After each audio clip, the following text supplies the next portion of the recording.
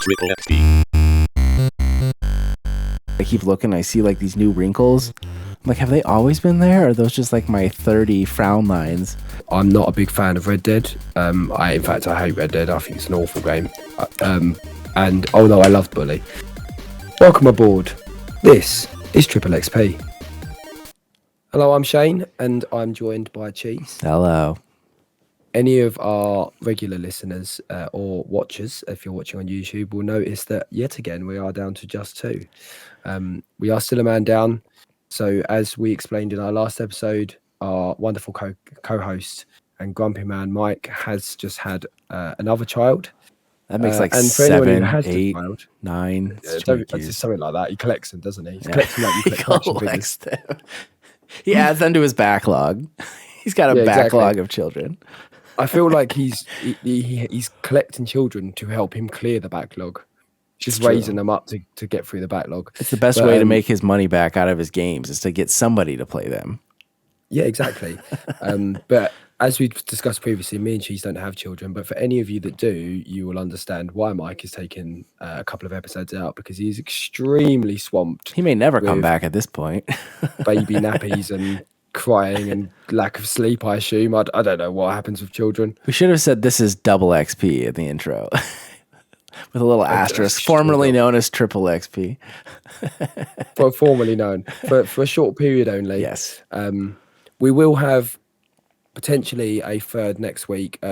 If Mike isn't available, depending on where he's with his child, we'll see if we can get one of our other team members on, or a guest to jump on for this. But yeah, once again, you have the two of us. As you can hear as well, I still sound like shit.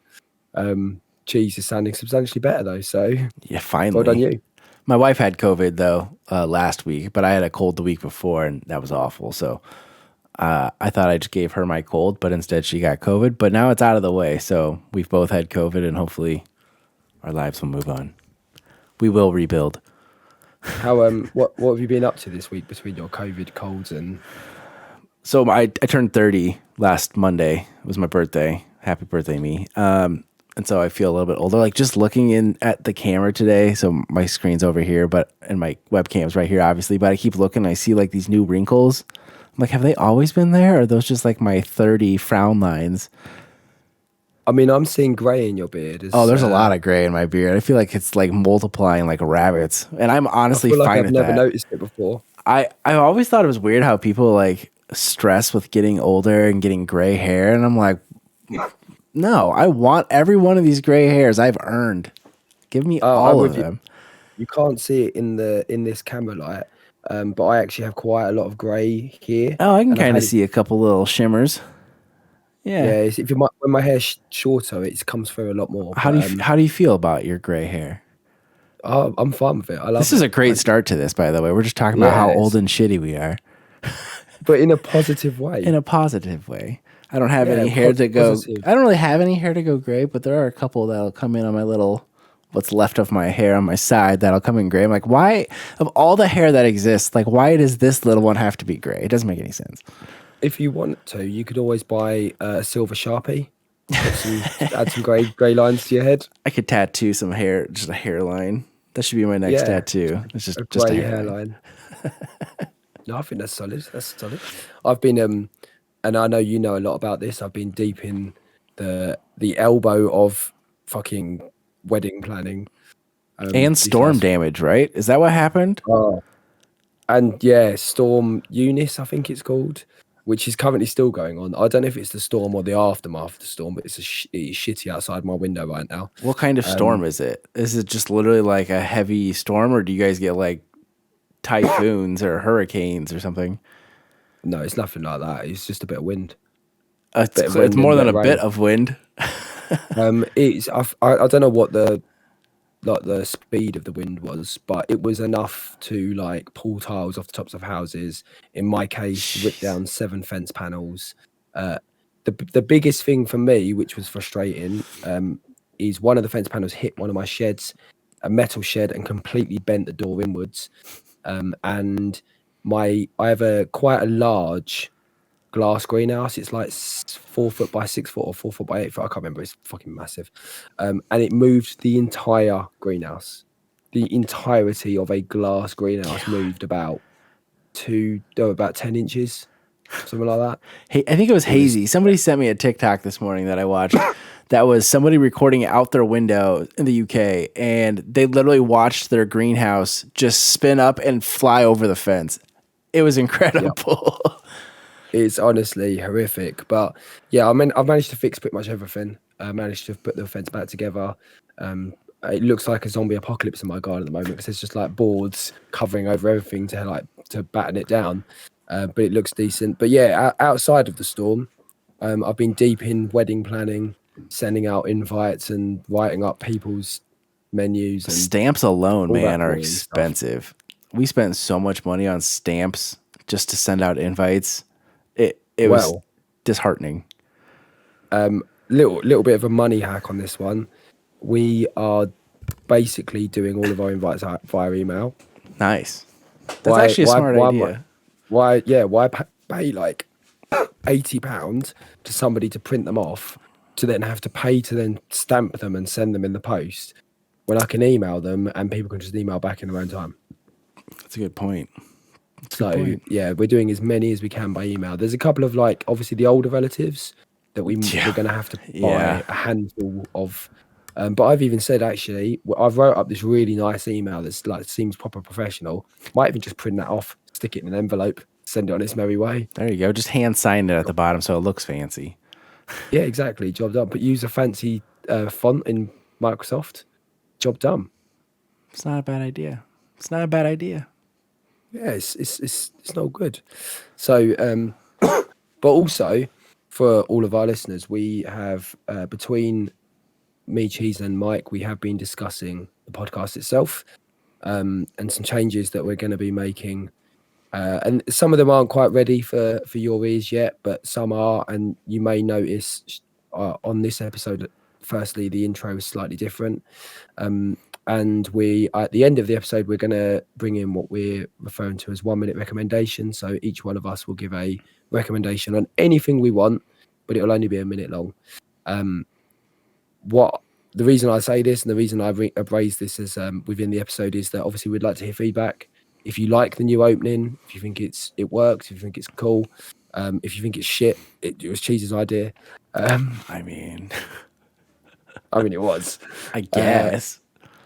And also, we're broadening our topics a lot more. Although, yes, we're still going to be talking about video games. We're still going to be talking about all that nerdy culture that we love, anime, movies, etc. We are going to be broadening our topics. And again, we just ask that if there's any topics that you're interested in, anything you want us to talk about, anything you want us to raise to us, just hit us up on Twitter, throw us a tweet, send us a message. And we'd love to talk about some of the topics that you guys have got in mind. Yeah, that's basically that. Yeah. So moving on. Yeah, I was just going to say, because I'm going to keep going. We love doing this. It's fun for us. I mean, we don't do it to make money. I mean, this is just a fun little hobby for us to do. So we're constantly looking at ways we can improve it for the sake of us feeling great about it and for the sake of you wanting to listen to it. So if it's something you want us to talk about, whether it's F, marry, kill video game characters like you guys had done in the past. Diet. Or what? Cheese's diet? Yeah. Diet, you need those regular BMs. Fair. Then, like, we want to have fun with this. And we want you to have fun listening. So give us some feedback and we'll make some changes with the proper thought put into it and proper direction moving forward. But I feel like we're getting better. We're getting better. We're getting to where we want to be, and some of our new ideas are fantastic. So, and they're not all my ideas, but my idea is pretty good. It is a good one, but it's all about that evolution. We're evolving. Exactly. It's just like anybody who streams, or even in like my own work, my job that I do for a living. It's like if I looked at what I did 5 years ago and what I do now, it's like, oof, why did I do it that way? But you don't know what you don't know, and you learn and you get better. So we're getting better every episode. Yeah, and my fence is a prime example of this. This is about the 18th time I fixed this fence.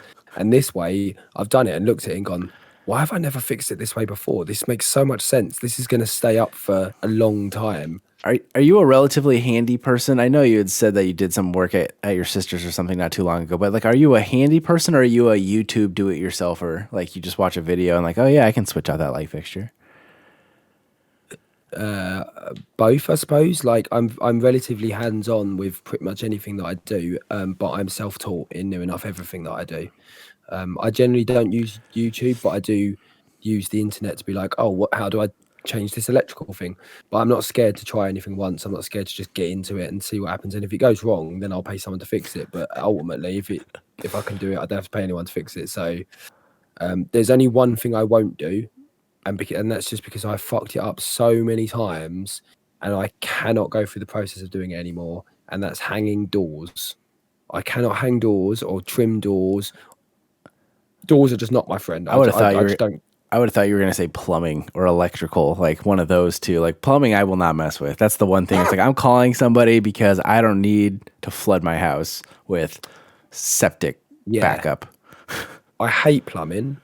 Absolutely despise it, but I will do it if I have to. I'd just rather not. I guess it depends on the plumbing. Like if it's like a toilet issue or a floor drain or something, I'm not messing with it. But it's like, oh yeah, we should put in a new faucet or something like that. That I could do. Yeah. Yeah, exactly that.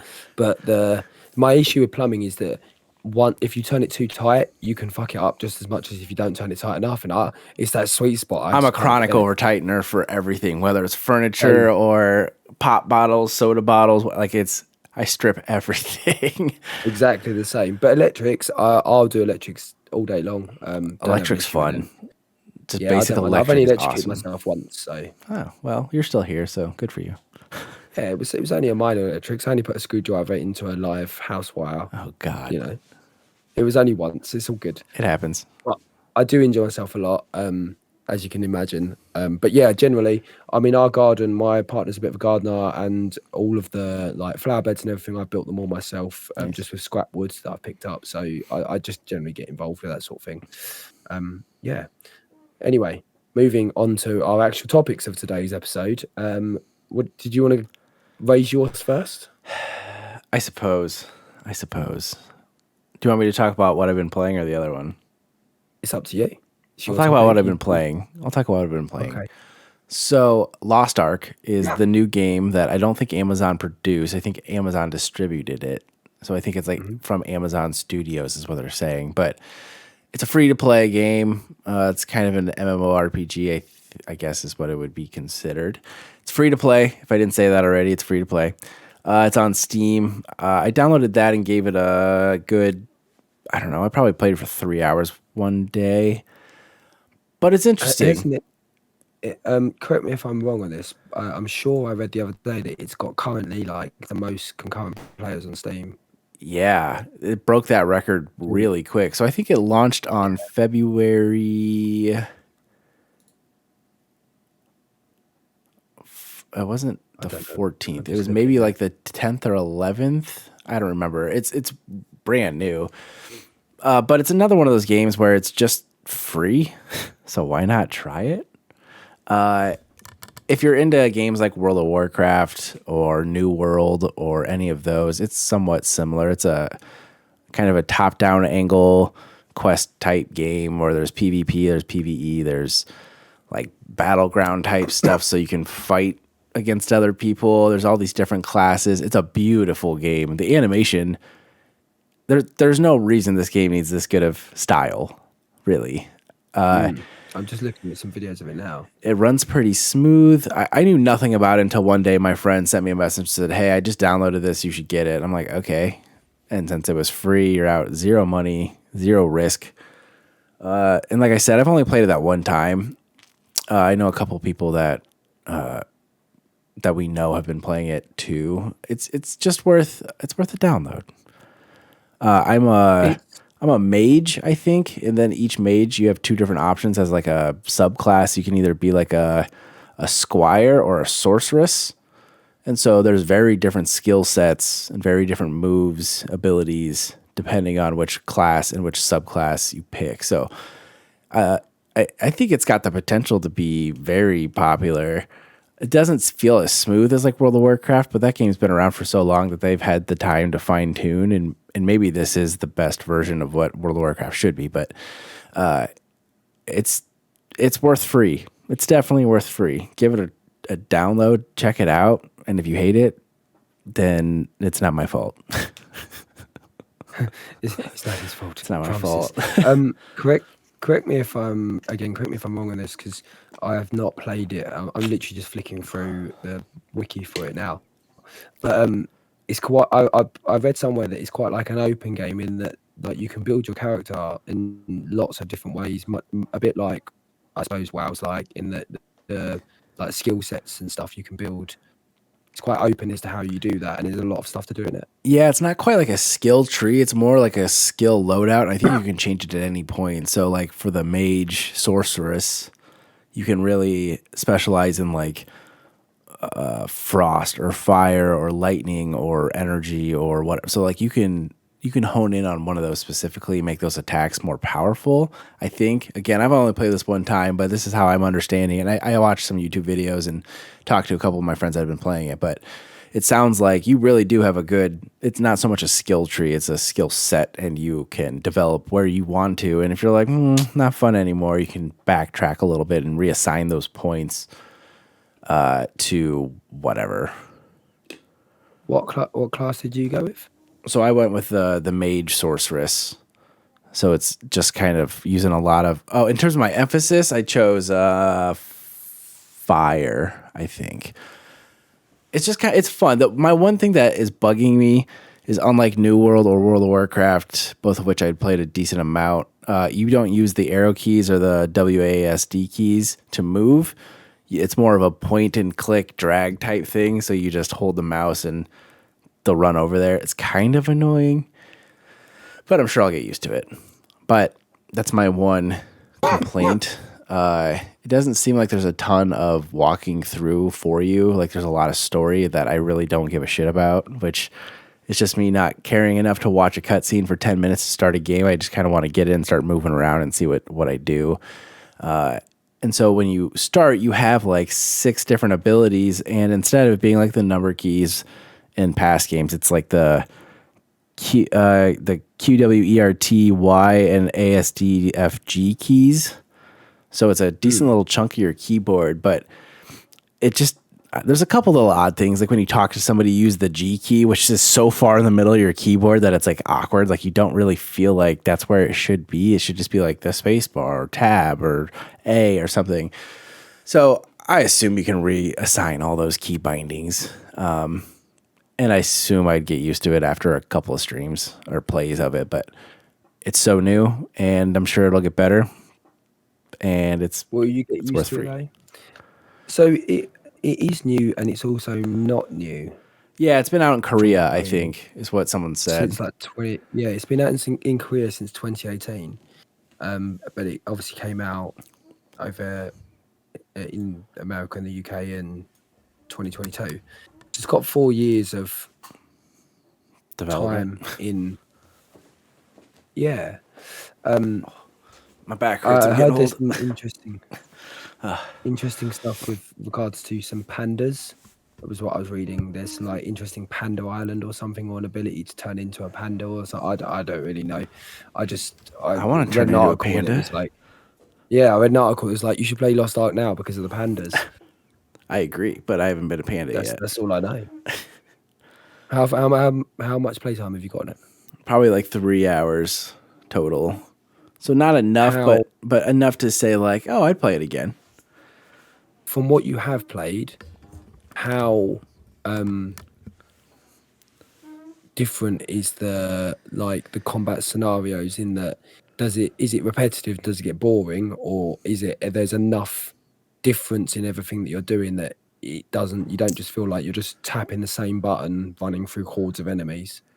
It definitely kind of feels like a somewhat strategic button masher. I mean, you have a lot of attacks that require cooldown and stuff, but you know that your flame attack does twice as much damage as your lightning attack or whatever. So you kind of watch those little timer cooldowns and attack. But in terms of like bosses and stuff, I haven't done enough of that yet. But it sounds like there's dungeons and raids and stuff that you can get into. I'm not too sure on what it's like playing with somebody because I haven't got to that point yet with my buddy. But leveling up seems relatively simple. I think the point of some of the challenges or the quests are just to run from point A to point B back to point A, just to give you quick experience points, which is great. But in the beginning, it's a little slow. One cool thing that I will say is before you choose your class and subclass, you get to test them. You can go into basically like this little practice area and you can summon low level monsters up to a boss level monster, and you can check out the attacks, see what it does, play style, different abilities. So that's a great way. It's kind of like in Overwatch, how they have the practice area where you can kind of go test out the character and see if you like them or just get better with them. So, like I said, I tested out the Bard before I tested out the Sorceress, and the Bard was really cool because I'd never seen a character like that before, where you're basically attacking people with music, which is pretty cool. Yeah. So it's a cool game because I'm sure there's so many different options, and I just happen to pick one of them. The other classes were like warrior. There was like a martial arts male and martial arts female character, the sorceress. I don't even know what the other ones were. There's probably like 10. Yeah. So there's, a couple of things with this for me. Obviously, I don't know much about it. I've not played it. I'm going solely off of what I've just seen from typing it in and what you said. It'll be interesting to see a couple of things from how you get on with it, sort of the longevity for you, because there are so many of these games on the market for free or for pay for. Like it is a very hard market to land a game in, and it maintain itself with a good player number. Because there's just so many of them. Like these type of games are popping up every 5 minutes. It feels like, particularly on PC, it feels like there's more than there's ever been of these type of games. And also, the issue I've always had with them, with any sort of MMO. So I used to play the Final Fantasy 14 MMO, which is obviously a subscription one, so it's not free to play per se. But I used to play that, and the biggest issue I have with any MMO is you always hit that wall of now you need a team. And I don't have enough friends that play MMOs or that play them as much as I did. Or the big issue, as me and you have found when we've tried to play a game together before, is that we never want it at the same times. All of my friends are dotted all over the world, and it's different time zones. We've all got different jobs. We've all got different times when we can come online. So I'll be interested to see kind of if it gets to that point where you go, I can't play this anymore because I need my buddy with me. And even with just two of us, it's still, because a lot of MMOs, they get to a point where you need a group of like 4 or 5 people to be able to achieve anything. And that's the one thing that always puts me off playing these sort of games, is I get to a point where I have no one to play them with and I can't do anything. Yeah. I had played New World quite a bit too. I probably put maybe, 15 to 20 hours into that. And then I kind of just stopped, which sucks because I paid for that one. That one actually cost money. And there's no monthly subscription fee. So it was intriguing to me compared to me playing World of Warcraft off and on for the last 10 years. I did do some research the other day because I was like, well, it'd be really cool if World of Warcraft was on Game Pass. It could be a huge... Which could happen. It could be a huge saving grace for World of Warcraft because they've lost so many people just from the whole scandal situation or scandals situations that have happened with Blizzard, that for them to go to Game Pass could actually be enough of a revival and money pump where they could maybe produce content at a higher, faster pace and keep more people interested or bring people back. And so have you played World of Warcraft? Yes, a lot. Did you used to play a lot? My question is, because again, I've never played World of Warcraft, and I know that some of our listeners have, so I don't want to claim that I know anything about it because I don't. My question on World of Warcraft, I know that World of Warcraft ultimately was one of the games that set the standard for MMO RPGs, or has set the standard for that genre, particularly on PC. Has it done enough in recent years to keep up with all the newer ones coming out? Is it still up there as a top dog of setting that standard, or did it set the standard in the early days and now it's fallen by the wayside a bit because you've got games like New World, let's say Final Fantasy 14, Lost Ark, and nameless other ones that I couldn't name right now?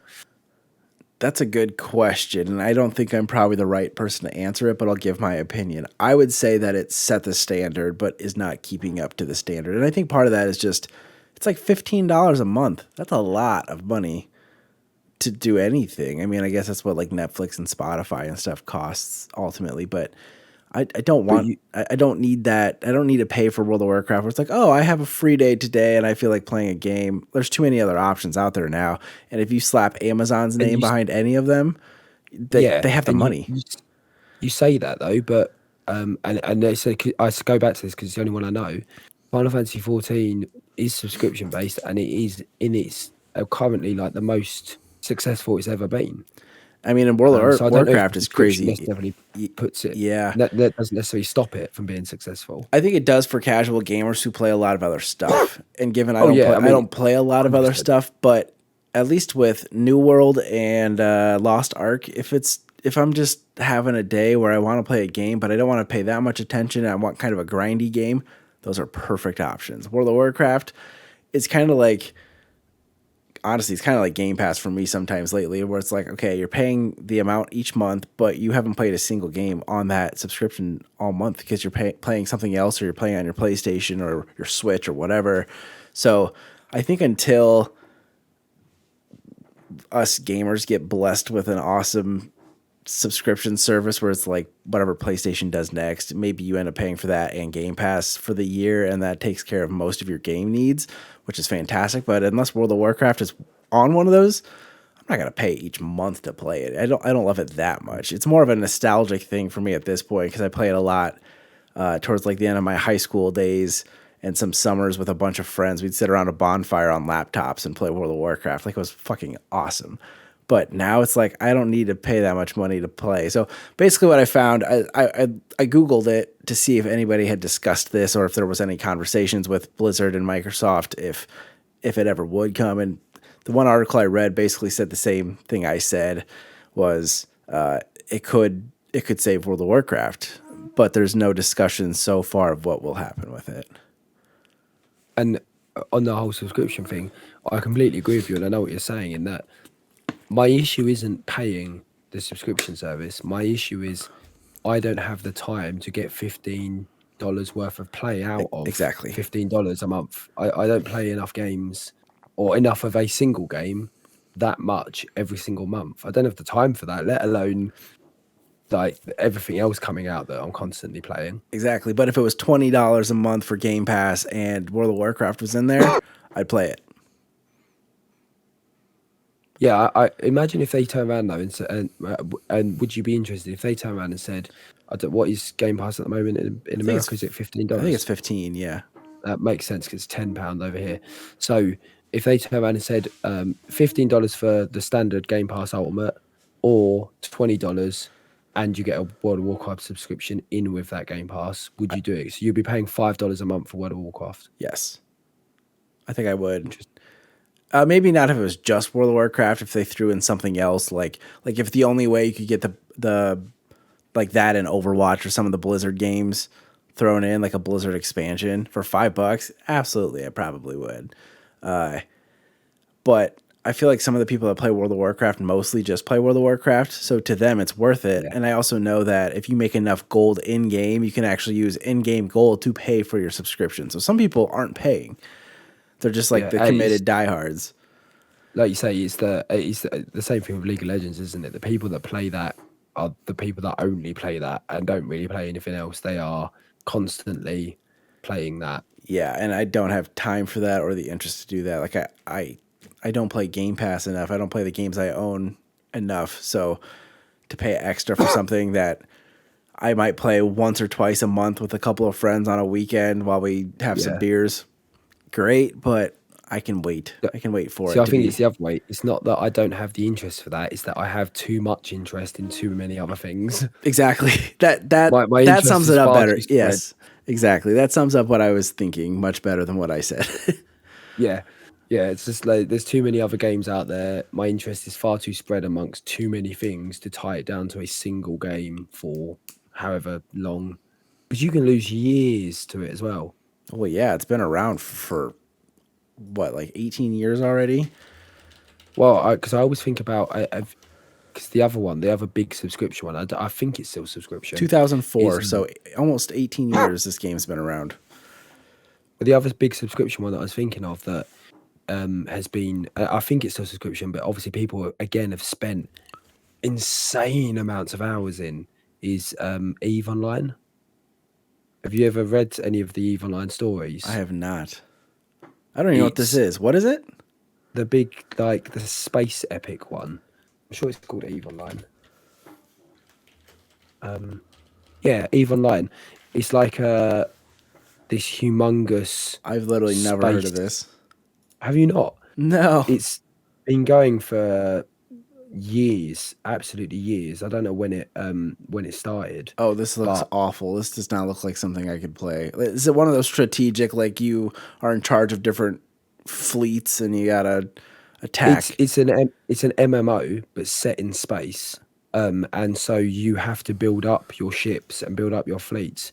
But the entire map is run by players. So some players are miners and they like make the fuel for the players that are the like pirates to go out and do stuff.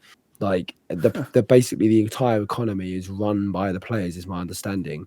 And there are players that basically have jobs within Eve that they've been doing for years on end. Like they've been playing it for absolutely years.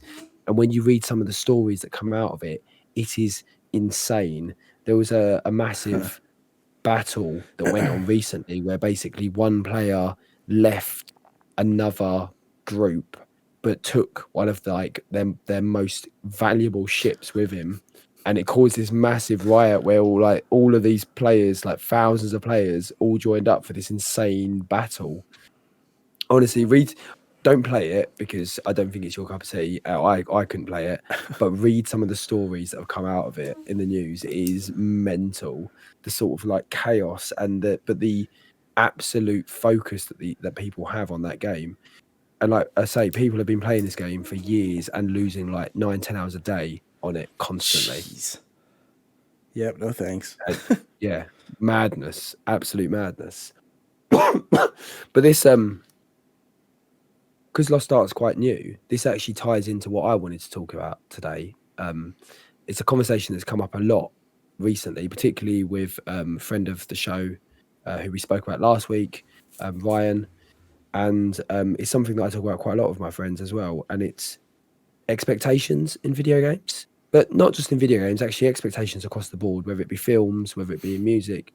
Like something that really interests me is where, and I'm curious as to your view on this, Cheese. What builds your expectations? Where do they come from? This is actually a great conversation because I wrote down Elden Ring and I know nothing about Elden Ring and I know it comes out this week, I think. And so I'm intrigued by that. You hyped for it? I don't know anything. I just screwed up my computer. Hold on a second. I know almost nothing about Elden Ring except for I think George R. Martin is involved somehow. Is it based on? He did some of the writing for it. Okay. I'm hyped for it. If people are going to play it and it's a good game, then I'll try it out. But I think my expectations ultimately come from George R. Martin. That's the entire surely if you don't know anything about the game, that is your entire expectation is George R. R. Martin. I guess. Otherwise, I think is it going to be fun for an average player is my concern more than it is my hype.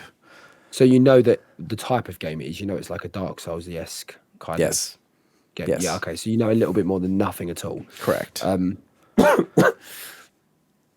But this kind of leads into that question then, like, so, and whether this be a game or a film, is it the writer, who's doing the writing that gets you excited for it and sets your expectation? Is it who's directing or producing it, the company, the studio that's making it? Is it a mixture of those things dependent on the game that's coming out? I would say the first two things that I think of are what is the art style and what is it going to cost me? And then the third thing would be longevity. Is it a game that I'm going to enjoy for 10 hours and be done with? Or is it going to be a game I grind for 60 hours?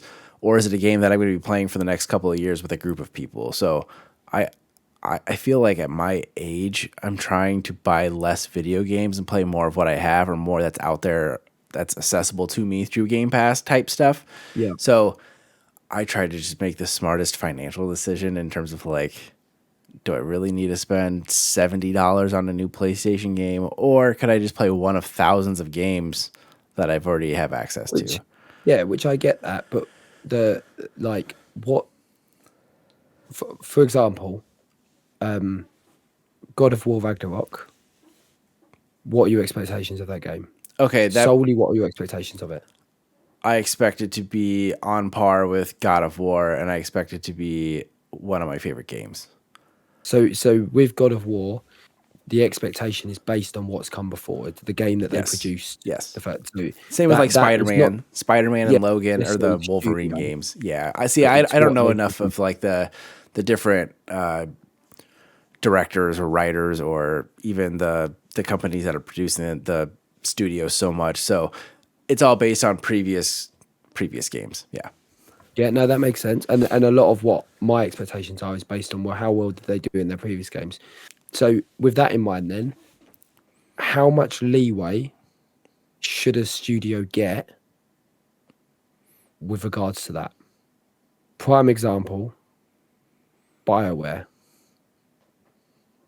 Mass Effect, fantastic games. Never played them. So, the first Dragon Age, great game, but then there was and Dragon Age 2. I mean, a lot of people like it. I thought it was rubbish. A lot of people like Dragon Age 3, but then we had Anthem come along, which was just a complete fish out of water. Didn't land at all. A lot of potential, but so it does the. Do you look at the entire career, or is their last couple of games? If the studio you liked, so if God of War Ragnarok turned out to be utter trash, it wasn't anywhere near the same level as of the last God of War game, and it was a absolute pile of shit. Would you have the same expectations going into God of War 3, or would you be expecting it to be rubbish because they screwed up 2 so much? I would expect them to fix it and go back to how it was. Like if one was great, two sucked, three should be back closer to one. It can't be worse than two. It's kind of like the Star Wars trilogy. The newest Star Mm. Wars trilogy is probably a pretty solid example. And in this day and age, the consumer is kind of always right. Sonic the Hedgehog movie is a great example too, where they posted on Twitter and people were like, "No, you got to fix this," and they did. It's kind of like a giant bullying culture at this point. The Snyder Cut is another good example where there's too much power in social media and us as consumers, the buyer, the player, we have a little too much say and it's kind of annoying sometimes, but that's not a bad thing for them so much all the time because we'll gladly give our feedback if we're pissed off. If there's an issue and we have somewhat of an idea of how we can fix it, there's a cat here. Then I think they would. So I guess if Ragnarok were to suck, I'd probably give them another try. But I would be waiting until that game went on sale. It's probably So it would dampen any chance of you pre-ordering it. yes. But I'd be eager to play it and see what those reviews were like for a second chance. If two was a flop and three was less of a flop but still better than the second one, I'd probably go back and try it. Because it's something that really interests me because I've become quite cynical towards video games on the whole. Like I love video games as we know because I play like I talk about them all the time, but in those initial announcements, I've become a little bit cynical in like, oh, but are they going to fuck it up? Yeah. Because we've seen so many studios have such great ideas or be handed such great pieces of equipment or franchises and just not do great things with them, and you just think, how have you got to this stage for? And sometimes it is down to the studio, or the company that's putting it forward. They overhype it themselves Yeah. and therefore set expectations much higher for the player than they can ever be.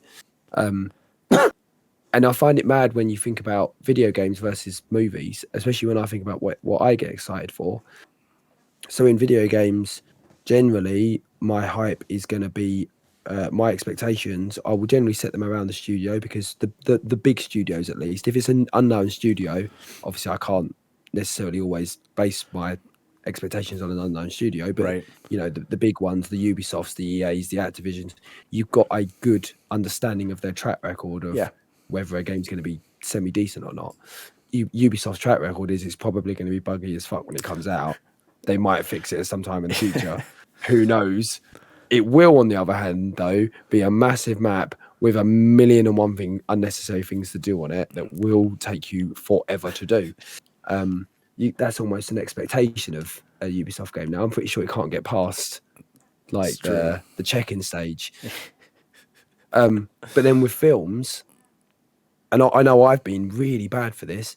Sometimes my expectations for a film, I expect it to be good just because it's got a good actor. I do the But an same actor thing. doesn't. But they don't Yeah. do the writing. They don't come up with a story. Like, granted, yes, actors get a choice of what films they go into, and they make a choice by reading the script. But But they the also script doesn't kind necessarily of mean it's get to going to be kind of great. determine what they get paid. Well, yeah, there's that as well. And we've all seen fantastic actors take on awful roles. Awful roles. Yeah, I'll look at a film and go, "Oh, Ryan Reynolds is going to be in that. I bet it's going to be amazing." He's not It a great. probably won't. He's an interesting example because he's not a great actor. He's a very like typecast person where it's like you But he's expect him to heavily be loved. Deadpool in every movie at this point. Yeah, but he's heavily loved because He he's is. fun. I mean, let's be honest, he's very attractive, and he's funny. Yeah. So, like, I know if I see a film that's got Ryan Reynolds in it, I'm likely to watch it even if it doesn't look amazing. And I'm like, yeah, it'll probably be all right because he's in it. Yeah. But then he also did Green Lantern, so you know, It's true. It's true. I just find it fascinating. And then, and like taking it back to the video games, does the amount of money and profit a studio has available to them change your expectations? If I turn around and said there is an indie studio that is they've only made one game before, they are on a shoestring budget, and they're going to be making the My Hero Academia game, would your expectations be different to if I turn around and said EA was making that game. not EA, because let's be honest, everybody hates EA, Rockstar? Yes, it'd be very different. But at the same time, since I'm playing more indie games, smaller title games like Stardew Valley and Golf Story and stuff, I'm not opposed to trying the smaller studio games, but I expect to pay less money, which sounds bad now that I say that out loud. But those are the kinds of games that you expect to get to play on Game Pass, where it was a lesser budget. I guess Netflix is probably the same way. There's lots of movies that were probably pretty affordable to produce and make compared to some of these $100 million budget movies that we get nowadays that Netflix is putting together for us. But I definitely wouldn't pre-order those kinds of games unless I had played like Stardew Valley before. Then when Haunted Chocolatier or whatever comes out, I would probably pre-order that one. So if you had familiarity with it before, it'd be worth the risk. But otherwise, no. Rockstar though, you'd be like, oh, Grand Theft Auto, Bully, Red Dead, take my money. Why not? Not so much me. Not so much And me. this, I didn't really like GTA. The storyline I thought was rubbish. I'm not a big fan of Red Dead. In fact, I hate Red Dead. I think it's an awful game.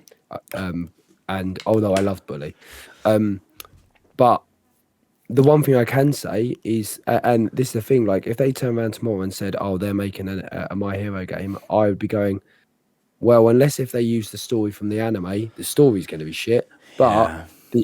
but it will be an absolutely polished to shit game. Like, because there's one thing you can say about Rockstar, and it's that they make their games extremely polished. GTA is mechanically an insanely polished game. Yeah. Well, yeah. But Like GTA 5 is a pretty great game, but they also had how many different games before? Well, I guess 4 games before. I don't have to do math on that one. they had more than that because obviously they had the side ones as well. True. True. But 'Cause they you had, had, like, and GTA 5 has been out for what, like 12 years, 8 years, something crazy. So it's pretty well polished too. So that's a good example though, because by the time we get GTA 6, we're expecting GTA 5 on acid. Like, we want the best possible version. It'll be awesome. I can always cut this.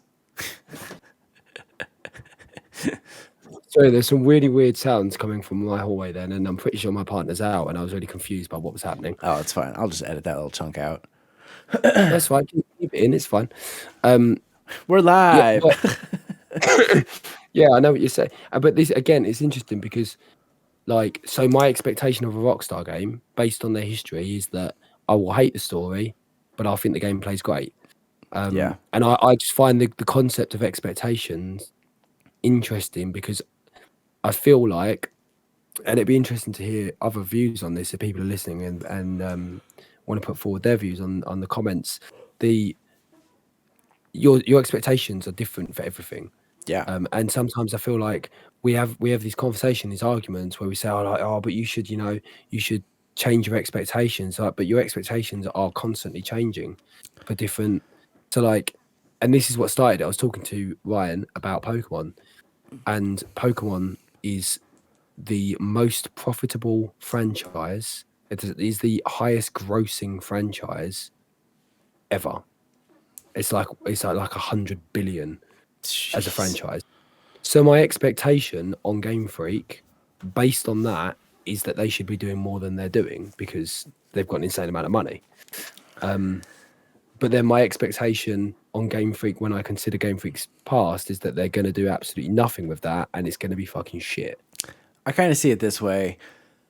Like, the newest Star Wars trilogy is a great example because I know Pokemon's a good example too because I know Mike hates Pokemon now. I wish Mike was here for this part of the conversation. He'd have lots to say on it, but we'd go way past our time limit. The point of Star Wars is whether or not we like the movies is almost obsolete because the younger kids who are going with their parents to these movies, their dad who was a huge Star Wars nerd, that's kind of, I think, what it was about. Not necessarily a cash grab so much, but like the people who saw 4, 5, and 6 hated 1, 2, and 3, and then absolutely despised 7, 8, 9. I would assume is the general consensus. But who cares? You still paid money to go see 7, 8, 9 in the theater, and you probably took along your kid, your nephew, your friend group, whatever, who had been introduced to Star Wars before. And that alone is just multiplying the generations of people who have seen these movies and love the characters and love the lore. And then that's how we end up with The Mandalorian and the Book of Boba Fett and all these other, like, it is definitely a sequential thing. Same with Pokemon. We had Red, Blue, and Yellow in the beginning, and now we have all these new games. And whether or not we're still interested, Game Freak is not concerned by that at all. Oh yeah, no, definitely, I get that. And They're concerned about the 12-year-old kids with the Switch who are playing their first or second Pokemon game ever and loving it. And for them, it can't be worse. definitely, and I get that. And I think part of the and this is one of the big issues with expectations. Is part of the issues with expectations is obviously the company, whatever game we're talking about, whatever movie we're talking about. Obviously, as you say, the what's come before sets the expectation for the next one. Yeah.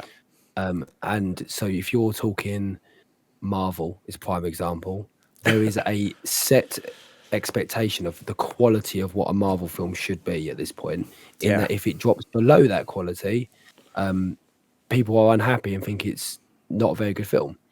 And Eternals might be. I've yet to see Eternals, but if we took Eternals out of the MCU and watched it as a standalone film, would it have been better received Yes. as just a film on its own accord? 100%. But because it's part of the Marvel franchise, it's not up to that standard that Marvel has set itself now. Yeah, Marvel's issue is what do they do with it next? Like, how do we see these characters again? Because there's too many characters in that movie. That's their biggest issue is that you can't explore each of those personalities enough to make it worthwhile.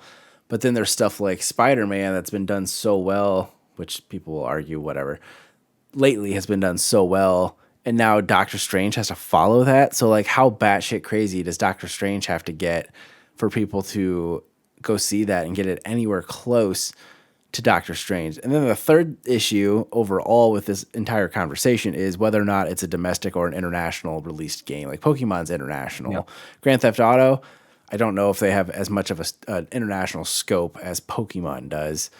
And Jedi would probably be a good person to talk about this too, because like the mobile gaming community is so huge worldwide that whether or not you're still playing Candy Crush or Wordle or Words with Friends or whatever, like the reach depends on, or no, the success, the money depends on the reach of the game. Oh yeah, definitely. And I mean, we look at some games recently. Battlefield 2042 has Battlefield 2042's failure. Has part of that been due to the fact the expectations were set so high by previous Battlefields? That if it wasn't part of the Battlefield franchise, and again, or other shooting games in general, other of those, that general genre, and it talking about Spider-Man has got some pretty big shoes to fill on its own, hasn't it? Like you look at the first Spider-Man game and then Miles Morales, the next Spider-Man game has to be pretty great to live up to the standard that is set for itself. And this goes back to God of War as well. God of War Ragnarok has to be pretty great to live up to the standard that it's set for itself. And if it doesn't reach the same standard, at least bare minimum the same standard that it's set for itself, then it's likely going to, even if it's a better game than most of the games out on the market at that time, if it doesn't beat its own standard, it could end up being blasted by fans to say, yeah, well, it didn't reach the expectations that I set out and that you set out by your previous release. Would you be disappointed though if we got the new God of War and or new Spider-Man game and it was kind of the same thing, but it looked nicer? They fixed a couple of mechanical gameplay issues. Like, would you be bummed or would you be happy with that? That's ultimately what we got with Miles Morales. That's an improvement though, isn't but it? I loved every minute. Yeah, I loved every minute of Miles Morales just as much as I loved Spider-Man the first and second time I played it. That at least meets the expectation and then improves upon it. But if you take Call of Duty, anything. I'm trying to. You've barely played anything, so it's hard with you. Tony Hawk 1 versus Tony Hawk 2. Guitar Hero 3 versus Rock Band 2. And so obviously I mentioned Mass Effect earlier.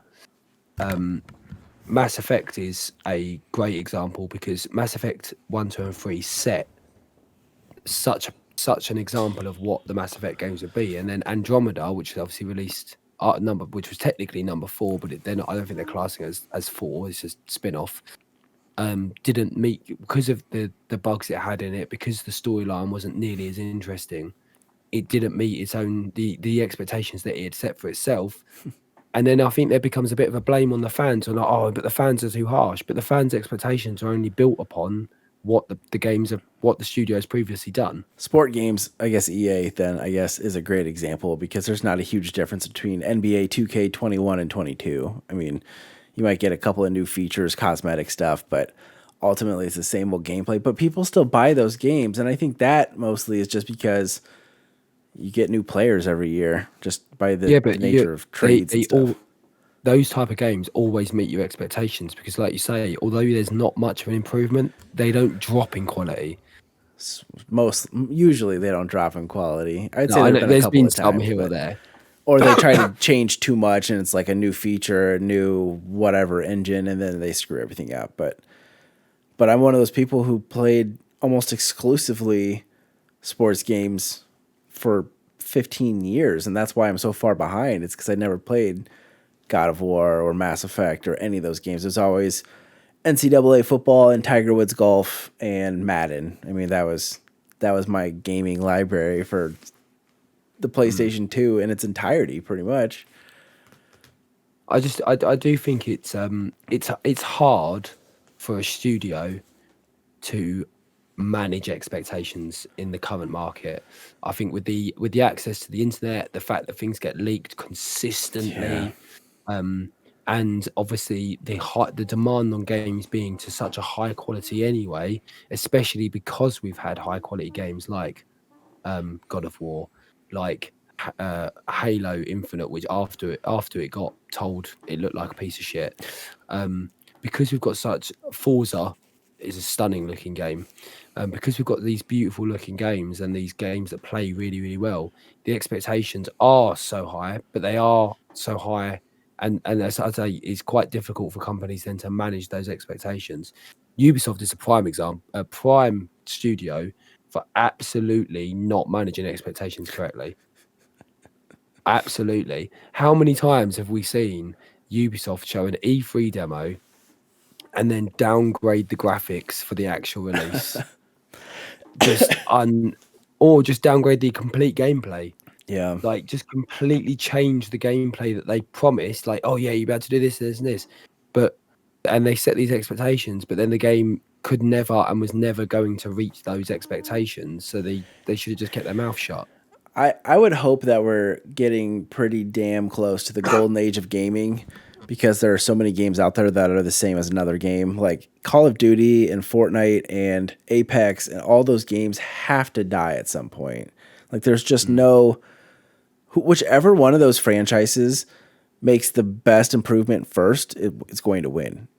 Like they just have to be innovative and do something crazy that is going to work. And then like Fortnite, I just saw this week, somebody had like reached out to Epic and said, "Hey, I've got this idea how we can fix and make Fortnite aiming or something better." They literally now use the gyroscope or gyro whatever in the controller so you can aim now, which is amazing. Yeah, That's a huge change from any previous use the joysticks type thing. So I just hope that now that all of these bigger companies are acquiring these smaller studios or large studios, that we're going to get a better variety sooner than later. And I think we are getting there, especially with like games like Deathloop is a good example, and just some of that new stuff I don't remember what that game is called that has the cat that's supposed to be coming out to PS5 soon, but like that is obviously way out there.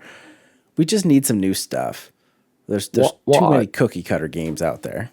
There is, and what I would like to see, and I think this will help manage expectations in some areas, is better management of hype. Yeah. So, some examples of this where I think it's gone well, and some examples where I don't think it's gone well. Cyberpunk is a clear example of where it's not gone well. They showed off a lot, almost far too much, and a lot of what they showed off wasn't even plausible or in a ready-built game. And the other example that was really good for this is Avengers, the Avengers game. Again, it showed off far too much, too often. There was so many like pre videos of like this is this and this is this, and it's just by the time you actually get to the game, there was just too much. Especially riding the coattails of Spider-Man at that point. Yeah, the hype was too much for that game. But going the opposite direction, and this one doesn't get spoken about a lot, but because it's not like the world's most popular game, but I do love them. Need for Speed. They are about it was like 3 years ago now. Literally at an E3, just dropped a brand new trailer. And went, yeah, it's coming out in 2 months.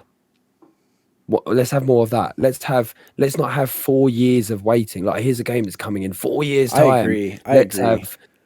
Here's a game we made. You'll be able to play it in 6 months. It's ready to go. It's like what Apple does. Apple does that perfectly. They'll have an announcement on Tuesday and products pre-order on Friday. Perfect. Like, yeah. Why can't it be more of that? I mean, I get if it's something brand new, you do need a little bit of time to do that, but be more. Project Triangle Strategy on the Switch that comes out next month. Announced with a video last year. Here's a game. By the way, we've popped a demo on the store straight away. Go and try out the demo, and then if you can, fill out a survey for us, so that we can improve on the game between now and next year when we launch it. Game's almost finished, and it's probably a smaller studio that did that because this one game is their everything. That they're risking it all. It's the same studio that did Octopath Traveler. I don't know what that is either. It's a RPG. But they're under Square Enix. Oh, okay. But yeah, I just want to see more. So like God of War, we got the God of War name fine. You've not shown off any gameplay. You've not kicked off with anything, and we've now seen a short trailer. Ultimately, if that game didn't show another thing until launch, I'd be happy. Yeah. And I think it's done enough to hype, but not overhype itself. I mean, the title alone is enough to get anybody hyped who had played God of War. And if you haven't played a God of War and you're listening, go play it. I was one of those people who waited forever. And then up until like 18 months ago, not even, maybe a little less, was the first time I'd ever played it. And it instantly shot up to the top of my list. God of War and Spider-Man probably my top 2 games that I've ever played. They are both solid games. They But are. yeah, so I mean, I don't think we've got much else to say on this, but anyone who's listening, if you've got an input on this, would be very interested to hear it, because as I say, expectations really interest me, and like where are your expectations based from? And what? Why? Yeah. And what happens if they're not met, or if they are met? Like what? Yeah, and what are your expectations for 2022? Because it's a stacked year. Is there any particular games that you're thinking that's not going to meet my expectations? Yeah. Or will it meet? Who knows? And so we should tie up with our new segment. Are you ready? Yes. You ready for your 1 minute recommendation? Yes. So What? my 1 minute recommendation is more of advice than it is a recommendation. Do your hobbies. Lately, I've been having a lot of fun getting back into designing for myself, doing some funny GIFs for the sake of laughs and some funny emotes and stuff for my Twitch channel. I'm a professional graphic designer, so I do that for 40 hours a week. And so when I come home, it's the last thing I want to do. But it's been a good week in the last week. So make time for yourself, make time for your projects. Don't sit in front of your TV and watch Netflix endlessly. Like, just take some time for yourself, even if it's one night a week. And you're a streamer, then stream. Just take time for yourself and practice your own crafts and have fun doing it. That's all I really got. I mean, in fairness to you, that was a solid 52 seconds. Was it really? I was trying to watch the clock out of the corner of my eye. No, you were doing well on that one. Yes. And it's important to, like you say, do your. I should put a little counter on this video when I edit it. You should. I'll see how hard that is. Yeah, you should. So my 1 minute recommendation is it's an oldie, but got back into it. Rainbow Six Siege.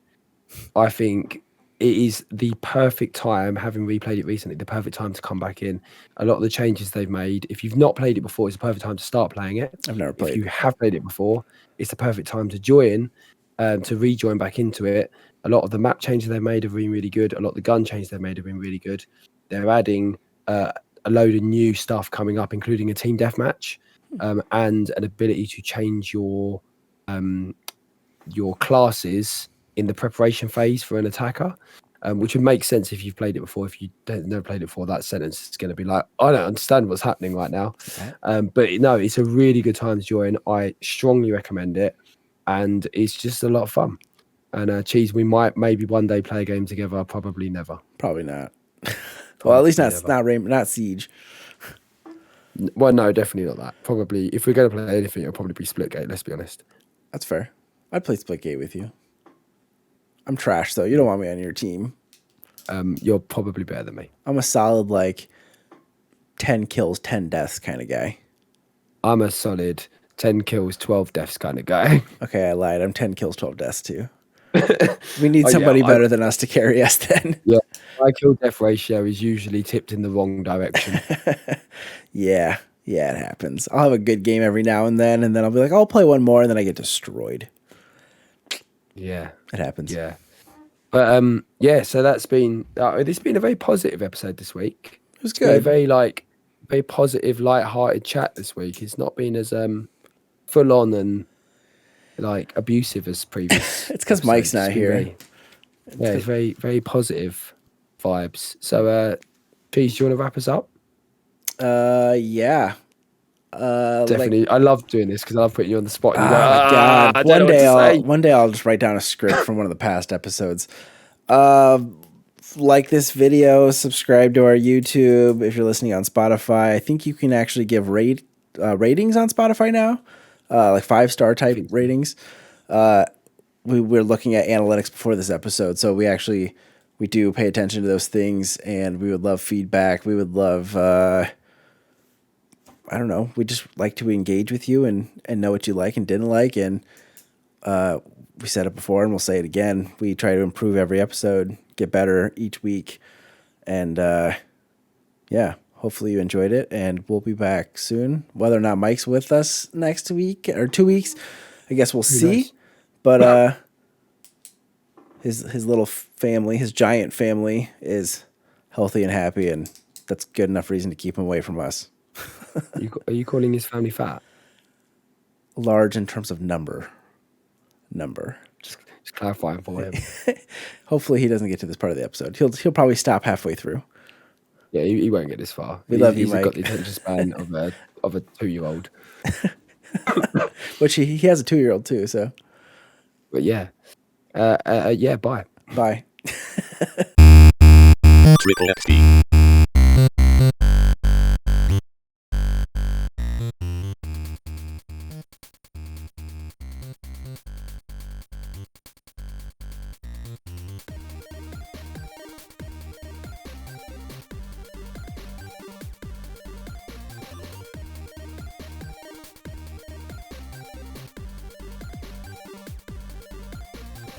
Triple XP.